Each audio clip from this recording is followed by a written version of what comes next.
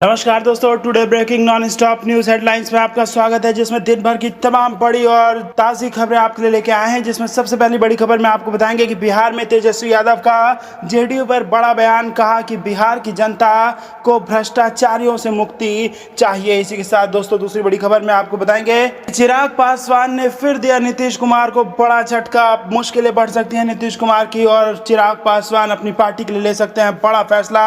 NDA को बड़ा झटका, बिहार की विधानसभा चुनाव में लग सकता है। फूट के संकेत सामने आ रहे हैं। और तीसरी बड़ी खबर में आपको बताएंगे कि जान की बाजी लगाकर हमें अपनी आज़ादी की रक्षा करनी है, ये बड़ा ऐलान कर दिया है उत्तर प्रदेश से प्रियंका गांधी ने। तो दोस्तों हर एक खबर की गहराई में आपको ले जाएंगे, लेकिन अगर आप भी प्रियंका गांधी का इस बात पर समर्थन करते हैं कि हम अपने आज़ादी की रक्षा जान की बाजी लगाकर भी करेंगे, तो आप अभी इस वीडियो को लाइक कीजिए और इस लाल बटन को दबा के इस चैनल को फ्री में सब्सक्राइब करके घंटी बजाइए। और दोस्तों कमेंट में हमें बताइए कि बिहार में किसकी सरकार बनने जा रही है। दोस्तों हर एक खबर की गहराई में अंत तक बने रहिएगा। रुक करते हैं तमाम बड़ी खबरों की तरफ। बिहार, तेजस्वी यादव ने कहा बिहार की जनता को भ्रष्टाचारियों से मुक्ति चाहिए। जी हां दोस्तों, नेता प्रतिपक्ष तेजस्वी यादव ने अपने सरकारी आवास पर झंडोत्तोलन किया। इस मौके पर पूर्व मुख्यमंत्री राबड़ी देवी मौजूद रहीं। इस दौरान राबड़ी देवी और तेजस्वी यादव सबको स्वतंत्रता दिवस की शुभकामनाएं दी। तेजस्वी यादव ने कहा देश को बेरोजगारी, गरीबी, भ्रष्टाचार से अब तक आज़ादी नहीं मिली। मुख्यमंत्री ने गांधी मैदान में रटी रटाई बात दोहराई। रुख करते हैं अगली खबर की तरफ। चिराग पासवान बढ़ाएंगे सीएम नीतीश कुमार की मुश्किलें, कर सकते हैं बड़ा फैसला। जी हां दोस्तों, बिहार विधानसभा चुनाव से पहले सूबे में सियासी हलचल तेज हो गई है। जेडीयू और लोजपा के बीच तल्खी भी लगातार बढ़ती ही जा रही है। शनिवार को लोजपा के राष्ट्रीय अध्यक्ष चिराग पासवान ने पटना के प्रदेश कार्यालय में पार्टी नेताओं के साथ बैठक की। बैठक के दौरान चिराग पासवान ने जेडीयू और मुख्यमंत्री नीतीश कुमार के प्रति अपने रुख को कायम रखते हुए कहा कि बिहार के विकास के मुद्दे को मैं उठाता रहूंगा। अगर इससे किसी को तकलीफ हो रही है तो मुझे उसकी चिंता नहीं है। चिराग ने बैठक के दौरान साफ कर दिया कि आने वाले दिनों में वो जेडीयू के लिए और मुश्किलें खड़ी करेंगे।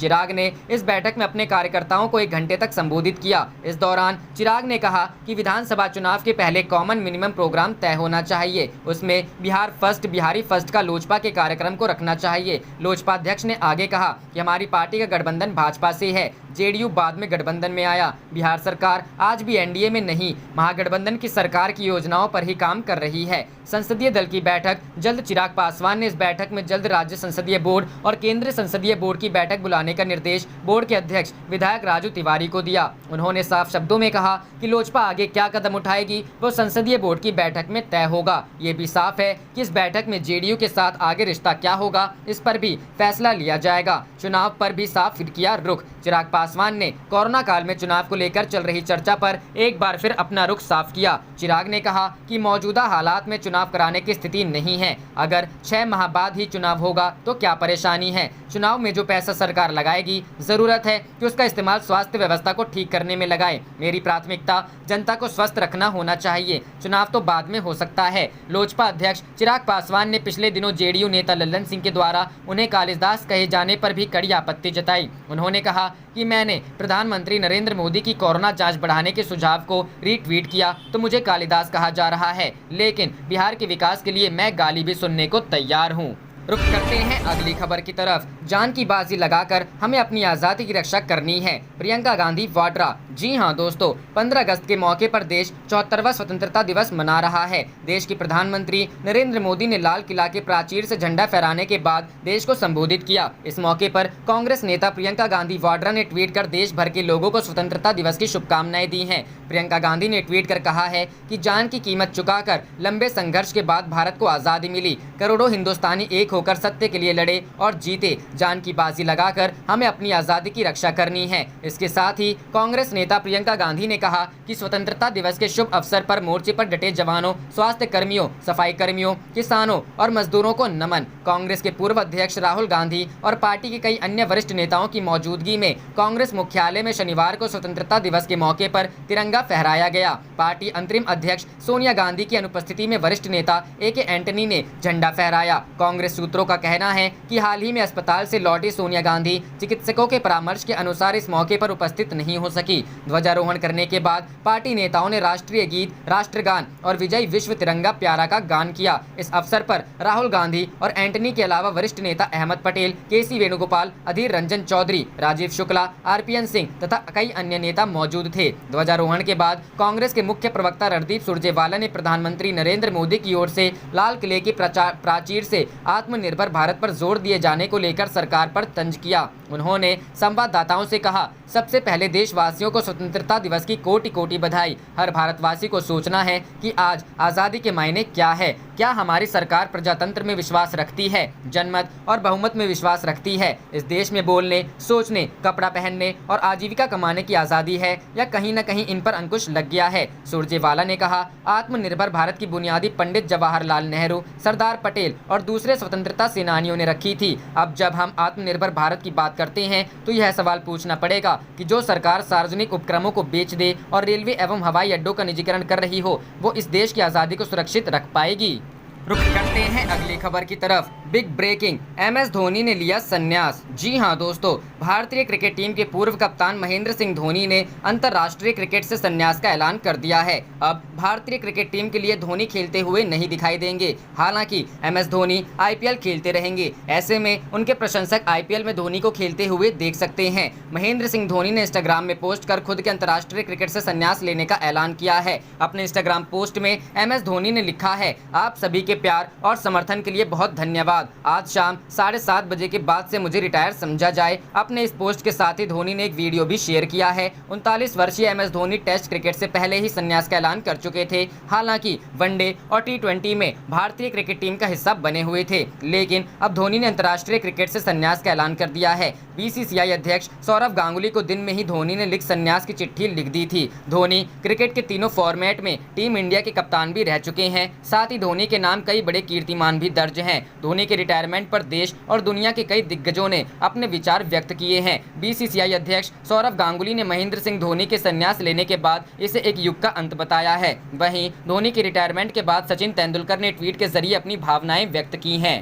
रुक करते हैं अगली खबर की तरफ। बॉर्डर पर धोखा कर सकते हैं चीन और पाकिस्तान, सीएम अमरिंदर सिंह बोले, अलर्ट रहे भारत। जी हां दोस्तों, पंजाब के मुख्यमंत्री कैप्टन अमरिंदर सिंह ने शनिवार यानी आज स्वतंत्रता दिवस के अवसर पर एक कार्यक्रम को संबोधित करते हुए कहा कि सीमाओं पर लड़ाई में पंजाब ने हमेशा अहम भूमिका निभाई है। उन्होंने कहा, सीमा पर जारी तनाव के बीच भारत को किसी भी प्रकार चुनौती से निपटने के लिए तैयार रहना होगा। सीएम ने कहा, एक और जहां पाकिस्तान रोजाना सीमा पर अपनी नापाक हरकतों को अंजाम दे रहा है, तो वहीं दूसरी ओर चीन दोस्ती की बात करता है, लेकिन हमारे देश के लिए खतरा बना हुआ है। उन्होंने कहा, चीनी सैनिकों की तरफ से हमारे भारतीय सैनिकों पर हमले किए गए। भारत ने हमेशा पाकिस्तान को उसी की भाषा में जवाब दिया है और यही एक रास्ता है इससे निपटने का। उन्होंने कहा, जिस तरह हम पाकिस्तान के साथ निपटते आ रहे हैं, उसी तरह चीन के साथ भी निपटना होगा। देश की आज़ादी में लाखों वीर जवानों की शहादत को याद करते हुए उन्होंने कहा, देश के प्रति आंख उठाने वाली ताकतों को पंजाब ने शुरू से ही माकूल जवाब दिया है। उन्होंने कहा,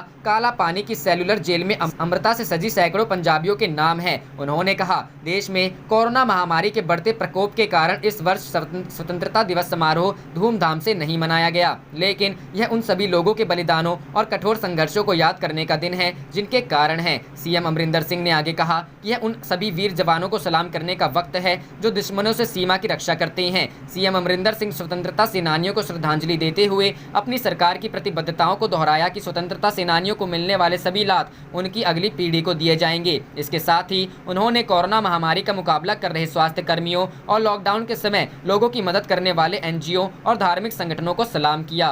रुख करते हैं अगली खबर की तरफ। राजीव त्यागी केस, बीजेपी प्रवक्ता संबित पात्रा के खिलाफ राजस्थान में परिवाद दायर। जी हां दोस्तों, बीजेपी प्रवक्ता संबित पात्रा के खिलाफ राजस्थान में परिवाद दायर किया गया है। राजस्थान के सभी जिला मुख्यालयों पर यूथ कांग्रेस ने पात्रा के खिलाफ यह परिवाद दिया। यूथ कांग्रेस के जिला अध्यक्षों एवं विधानसभा अध्यक्षों ने 39 थानों में परिवाद दिया है। आरोप है कि एक समाचार चैनल पर डिबेट कार्यक्रम में कांग्रेस का पक्ष रखते हुए प्रवक्ता राजीव त्यागी उपस्थित थे। उस कार्यक्रम में बीजेपी प्रवक्ता संबित पात्रा ने वक्तव्य जारी कर राजनीतिक मर्यादा और शुचिता खत्म करने का कार्य किया। शिकायत में लिखा कि पात्रा ने राजीव त्यागी को इंगित करते हुए अमर्यादित, जातिगत एवं धार्मिक टिप्पणी की, जिसका त्यागी पर बेहद गहरा असर पड़ा।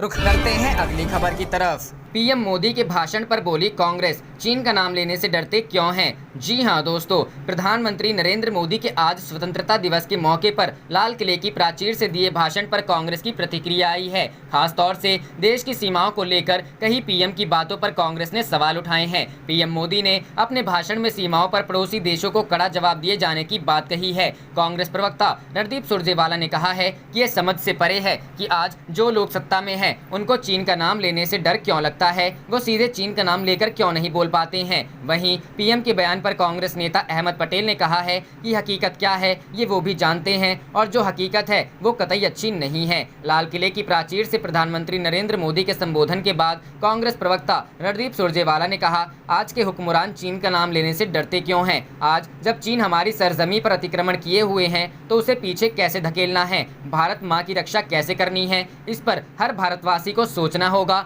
और सरकार से जवाब मांगना होगा। प्रधानमंत्री के आत्मनिर्भर भारत पर कही गई बातों को लेकर सुरजेवाला ने कहा, आत्मनिर्भर भारत की बुनियाद पंडित जवाहरलाल नेहरू, सरदार पटेल और दूसरे स्वतंत्रता सेनानियों ने रखी थी। अब जब हम आत्मनिर्भर भारत की बात करते हैं तो यह सवाल पूछना पड़ेगा कि जो सरकार सार्वजनिक उपक्रमों को बेच दे और रेलवे एवं हवाई अड्डों का निजीकरण कर रही हो, वो इस देश की आज़ादी को सुरक्षित रख पाएगी? सिर्फ कह देना तो काफ़ी नहीं होता। प्रधानमंत्री के भाषण में सीमाओं को लेकर कई बातों पर प्रतिक्रिया देते हुए कांग्रेस सांसद अहमद पटेल ने कहा, सिर्फ बोल देना ही काफ़ी नहीं होता है। अगर उन्होंने जवाब दिया है तो हमें इसकी बहुत खुशी है। प्रधानमंत्री जो कहे उस पर हमें विश्वास भी करना चाहिए, लेकिन प्रधानमंत्री और उनकी सरकार हकीकत को अच्छे से जानते हैं और वास्तविकता अच्छी नहीं है। अगर चीनी सैनिक हमारी सीमा में आए तो फिर ऐसा क्यों है कि रक्षा मंत्री कुछ कहते हैं और प्रधानमंत्री कुछ और कहते हैं? सरकार के लोग ही अलग अलग बात क्यों बोल रहे हैं? रुख करते हैं अगली खबर की तरफ। सोनिया का केंद्र पर हमला, संवैधानिक मूल्यों और परंपराओं के खिलाफ मोदी सरकार। जी हां दोस्तों, देश अपना 74वां स्वतंत्रता दिवस मना रहा है। इस बीच कांग्रेस अध्यक्ष सोनिया गांधी ने देशवासियों को स्वतंत्रता दिवस की शुभकामनाएं दी। इसके साथ ही उन्होंने मोदी सरकार पर भी जमकर हमला बोला।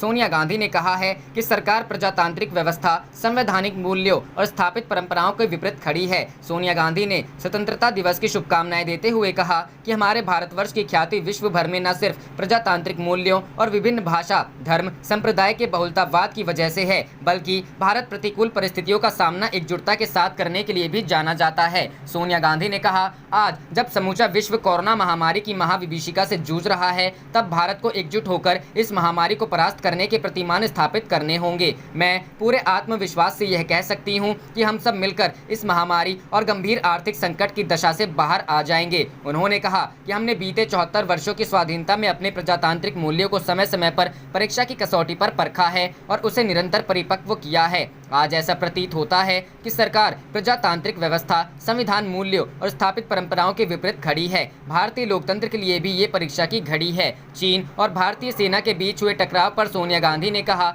कर्नल संतोष बाबू और हमारे 20 जवानों की गलवान घाटी में वीर गति को भी 60 दिन बीत चुके हैं। मैं उनको भी याद कर उनकी वीरता को नमन करती हूं और सरकार से आग्रह करती हूं कि उनकी वीरता का स्मरण करे और उचित सम्मान दे। भारत माँ की सरजमी की रक्षा और चीनी घुसपैठ को विफल करना उन्हें सबसे बड़ी श्रद्धांजलि होगी। सोनिया गांधी ने कहा, आज हर देशवासी को अंतरात्मा में झांककर यह सोचने की आवश्यकता है कि आज़ादी के क्या मायने हैं। क्या आज देश में लिखने, बोलने, सवाल पूछने, असहमत होने, विचार रखने, जवाबदेही मांगने की आज़ादी है? एक जिम्मेदार विपक्ष होने के नाते ये हमारा उत्तरदायित्व है कि हम भारत की प्रजातांत्रिक स्वाधीनता को अक्षुण्ण बनाए रखने का हर संभव प्रयत्न और संघर्ष करें। रुख करते हैं अगली खबर की तरफ। कांग्रेस का पीएम मोदी से सवाल, सब कुछ बेच दे रहे हैं तो भारत आत्मनिर्भर कैसे बनेगा? जी हां दोस्तों, 74वें स्वतंत्रता दिवस पर प्रधानमंत्री नरेंद्र मोदी ने लाल किले के प्राचीर से देश को संबोधित किया। इस दौरान पीएम मोदी के संबोधन का मुख्य केंद्र बिंदु आत्मनिर्भर भारत रहा। प्रधानमंत्री नरेंद्र मोदी ने देश की जनता आह्वान किया कि राष्ट्र को आत्मनिर्भर बनाने के लिए आगे आए। पीएम मोदी ने जोर देकर कहा कि देश को आत्मनिर्भर बनना ही होगा। इसके बाद कांग्रेस ने प्रधानमंत्री के संबोधन पर सवाल उठाए हैं। कांग्रेस नेता रणदीप सिंह सुरजेवाला पीएम मोदी के संबोधन पर सवाल उठाते हुए कहा कि आत्मनिर्भर भारत की बुनियाद पंडित जवाहरलाल नेहरू, सरदार पटेल और दूसरे स्वतंत्रता सेनानियों ने रखी थी। उन्होंने कहा कि अब जब हम आत्मनिर्भर भारत की बात करते हैं तो यह सवाल पूछना पड़ेगा कि जो सरकार सार्वजनिक उपक्रमों को बेच दे, रेलवे और एयरपोर्ट का निजीकरण कर रही हो, वो इस देश की आज़ादी को सुरक्षित रख पाएगी। मीडिया रिपोर्ट के मुताबिक कांग्रेस नेता ने सवाल किया, देश का हर नागरिक सोच रहा है कि आज आज़ादी के मायने क्या है। क्या हमारी सरकार लोकतंत्र में विश्वास रखती है? क्या हमारी सरकार जनमत और बहुमत में विश्वास रखती है? इस देश में बोलने, सोचने, कपड़ा पहनने और आजीविका कमाने की आज़ादी है या कहीं न कहीं इन पर अंकुश लग गया है? रुख करते हैं अगली खबर की तरफ। केजरीवाल बोले, दिल्ली में नहीं खोलने जा रहे मुख्यमंत्री अरविंद केजरीवाल ने शनिवार को कहा कि दिल्ली सरकार तब तक स्कूल नहीं खोलेगी जब तक कि शहर में कोरोना को लेकर बेहतर स्थिति के बारे में पूरी तरह से आश्वस्त नहीं हो जाती। इसके साथ ही उन्होंने करप्शन, पर्यावरण और साफ सफाई को लेकर देशवासियों से 3 अपील की। दिल्ली सचिवालय में शनिवार को अपने स्वतंत्रता दिवस के भाषण में सीएम केजरीवाल ने कहा कि राष्ट्रीय राजधानी में 2 महीने पहले के मुकाबले अब कोविड-19 की स्थिति नियंत्रण में है। सीएम ने कोरोना से निपटने को लेकर केंद्र सरकार, कोरोना वॉरियर्स और विभिन्न संगठनों सहित सभी हितधारकों को धन्यवाद दिया। मुख्यमंत्री ने कहा कि स्कूली बच्चों की सुरक्षा और स्वास्थ्य आम आदमी पार्टी सरकार के लिए बहुत महत्वपूर्ण है। मुख्यमंत्री केजरीवाल ने कहा, मैं लोगों से मिलता रहता हूं। लोगों का कहना है कि स्कूल अभी न खोले जाएं। मैं उन्हें आश्वस्त करना चाहता हूं कि हम उनके बच्चों की इतनी ही परवाह करते हैं जितनी वे करते हैं। जब तक पूरी तरह आश्वस्त नहीं हो जाते, हम स्कूल नहीं खोलने जा रहे हैं। केजरीवाल ने कहा कि दिल्ली ने कोरोना वायरस के खिलाफ लड़ाई में आइसोलेशन और प्लाज्मा थेरेपी को लेकर मॉडल पेश किया है। उन्होंने ये भी कहा कि दिल्ली की अर्थव्यवस्था को पटरी पर लाने के प्रयास किए जा रहे हैं। बता दें कि इस साल दिल्ली सरकार ने कोरोना वायरस महामारी के कारण अपने स्वतंत्रता दिवस के कार्यक्रम को दिल्ली सचिवालय में आयोजित किया। पहले इसका आयोजन छत्रसाल स्टेडियम में होता था। सीएम की 3 अपील। सीएम केजरीवाल ने स्वतंत्रता दिवस के मौके पर लोगों से 3 प्रण लेने की अपील की। उन्होंने कहा कि पहला, जीवन में कोई भ्रष्टाचार नहीं करेंगे, ना रिश्वत लेंगे, ना रिश्वत देंगे। रिश्वत लेना, रिश्वत देना और भ्रष्टाचार देश और भारत माता के साथ गद्दारी है और उन सैनिकों के साथ गद्दारी है जो बॉर्डर पर अपनी जान कुर्बान करते हैं। यह उनके साथ गद्दारी है जिन्होंने देश को आज़ाद कराने के लिए जान दी। यह भगत सिंह, चंद्रशेखर, सुभाष चंद्र बोस के साथ गद्दारी है। दूसरे, प्रदूषण के मुद्दे पर सीएम ने कहा कि प्रण लेना चाहिए कि हम ऐसा कोई काम नहीं करेंगे जिससे जल या वायु प्रदूषण फैले। अगर हम आज अपनी धरती को प्रदूषित करते हैं तो न सिर्फ हम अपनी देशवासियों की जान के साथ खेल रहे हैं बल्कि आने वाली पीढ़ी की जान भी दांव पर लगा रहे हैं। तीसरा, मुख्यमंत्री ने कहा कि अपने देश को साफ सुथरा रखना है। जब हम सड़क पर निकलते हैं तो 2 मिनट के लिए भी नहीं सोचते कि कुछ खाकर कूड़ा सड़क पर ही फेंक देते हैं। यह सड़क भी तो अपनी है। अपने घर में नहीं फेंकते, अपने ड्राइंग रूम में नहीं फेंकते, लेकिन सड़क पर फेंक देते हैं। हमें अपने देश को साफ सुथरा रखना होगा। आज 15 अगस्त को हमें इन तीनों का प्रण लेना है, तभी हम सोच सकते हैं हम उन लोगों की कुर्बानी को अच्छे तरीके से याद कर रहे हैं जिन्होंने हमें आज़ादी दिलाई। रुख करते हैं अगली खबर की तरफ। राजस्थान, अशोक गहलोत ने की सचिन पायलट के विभाग की तारीफ, कहा सबसे ज्यादा काम हुआ। जी हां दोस्तों, राजस्थान के मुख्यमंत्री अशोक गहलोत ने बिना नाम लिए पूर्व डिप्टी सीएम सचिन पायलट की तारीफ की है, जबकि भारतीय जनता पार्टी पर जमकर निशाना साधा। स्वतंत्रता दिवस के अवसर पर भाषण देने के दौरान अशोक गहलोत ने पायलट के काम की तारीफ की। मुख्यमंत्री गहलोत ने अपनी सरकार के सबसे बड़े काम का सबसे बड़ा श्रेय पूर्व उप मुख्यमंत्री सचिन पायलट के उस विभाग को दिया जिसे वह पहले संभाल रहे थे। 15 अगस्त को झंडारोहण के बाद सीएम गहलोत ने कहा